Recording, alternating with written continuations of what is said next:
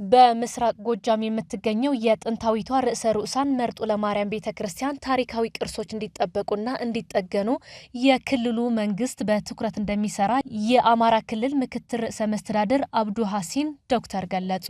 መንግስት በቋሚ ቅርሶች ጥገናና በተንቀሳቃሽ ቅርሶች ጥበቃ ላይ እንደሚሰራም አስታውቀዋል።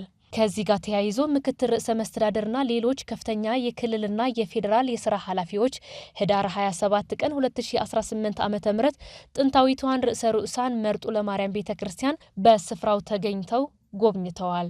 በኢትዮጵያ ከሚገኙ ጥንታዊ አብያተ ክርስቲያናት መካከል አንዷ የሆነችው መርጦ ለማርያም በነገስታቱ በአብርሃ ወአጽብሃ ዘመነ መንግስት እንደተገነባች ይነገራል። ቤተክርስቲያኗ የጥንት ነገስታት ቅርሶችን፣ የንዋየ ቅዱሳትና የብራና መጻሕፍትን ጨምሮ በርካታ አያሌ ቅርሶችን ይዛለች።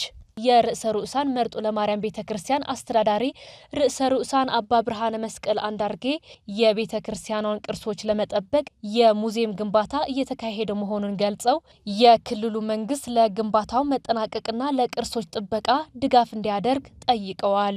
ምክትል ርዕሰ መስተዳድሩ በሰጡት ምላሽ መንግስት ጥንታዊ ቅርሶች እንዲጠበቁ፣ እንዲጠገኑና ለትውልድ እንዲተላለፉ ትኩረት ሰጥቶ እንደሚሰራ አረጋግጠዋል። እንዲሁም ታሪካዊ ስፍራዎችን የጎብኚዎች መዳረሻ እንዲሆኑ እንደሚሰራም አክለዋል። በተጨማሪም የጥንታዊቷ ርዕሰ ርኡሳን መርጦ ለማርያም ቤተክርስቲያን ቋሚ ቅርሶች እንዲጠገኑና ተንቀሳቃሽ ቅርሶች እንዲጠበቁ መንግስት ይሰራል ሲሉ መስተዳድሩ ጨምረው ገልጸዋል። ቤተክርስቲያኗ የኢትዮጵያን ጥንታዊ ቅርሶች ይዛ ለትውልድ የምታሳየው መሆኑን በመጥቀስ ለዘላቂ ጥበቃ ከሁሉም አካል ድጋፍ እንደሚያስፈልግ ርዕሰ ርኡሳን አባ ብርሃነ መስቀል አንዳርጌ ጠቁመዋል።